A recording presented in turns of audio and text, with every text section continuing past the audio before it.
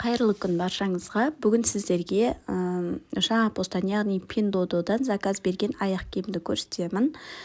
Одан бұрын сіз арнама тіркеліп мені қолдауды ұмытпаңыздар. Мінекей жаңа постта мен товарды көрсетіп жатырмын. Толықтай осы көрсетіліп жатырған қай кеденнен өтті, қай жерге келді, барлығы міне көрсетіліп тұр. Тапсырыс алынды деп тұр. Міне осы аяқ киімді заказ еттім. Қазір міне жақындатып көрсетемін.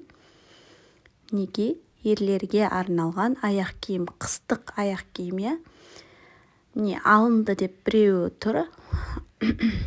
Ал үйге келгенде осындай дәл осы суреттегідей болып келді. Қарасаңыздар, өте сапалы.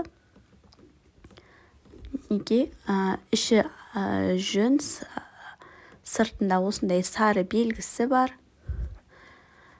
Қарасаңыздар, жүні өте қалың.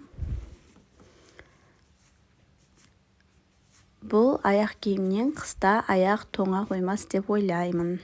Мінекей подошва да өте гелевей болып тұр, өте бір сапалы екен. Бұл аяқ киімді қазір мен жазып кетемін қанша алғанымды.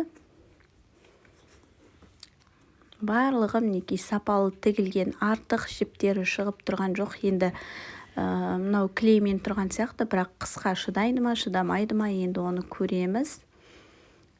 Астында подошва жақсы екен.